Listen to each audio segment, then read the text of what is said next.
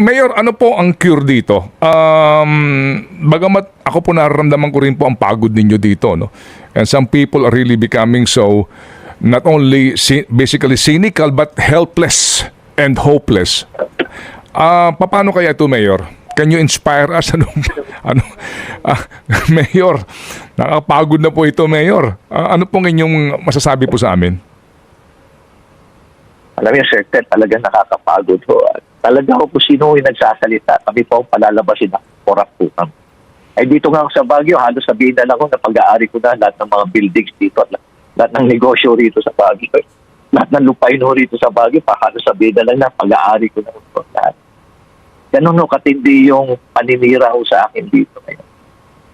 Grabe nga ho kasi nungalingan na nangyayari. Nakakalupot ho talaga, pati ho yung family ko affected. Bakit pa rin ho, plano na palalabasin pa na prostitute yung dalawang anak ko na babae. Tapos drug addict pa yung mga apo. Ganun ho talaga yung paninira. Talaga. Pero hindi. Kailangan talaga ho, mag-ingay ho tayo. We have to speak up, speak out. Kailangan ho talaga magsalita tayo.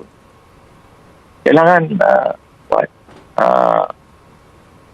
alam mo, Sir Ted, we really need to, band together, show solidarity against corruption. Kailangan nung makreate natin yung critical mass. Hindi naman, wala naman ho tayong intention na palitan yung gobyerno, patalsikin yung ating presidente. Hindi naman ho yun eh. In fact, tinutulungan nga ho natin siya rito. Pero it's about time ho na buksan na ho nila kanilang mga mata. At third-party audit. Siyempre, maraming kaso rin ho sigurong ginagawa itong mga COA, pero itong mga special cases ho nato siguro, kumuha na ng mga SGB. Ang dami naman po tayo mga third party na mga audit na companies like SGB. Pwede sila makakaalam talaga kung paano grabe talaga katindi na ang korupsyon na nangyayari dito. Kasi kung hindi tayo ihinto rito, Sir Ted, Diyos ko, palibog na tayo.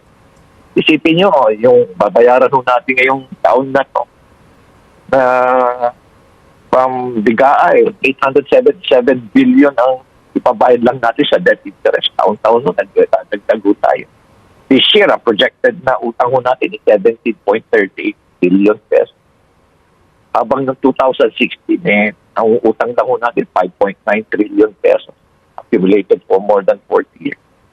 In just a matter of 9 years, times 3 kagad yung 5.9 trillion. 17.38 na ang projection ngayon.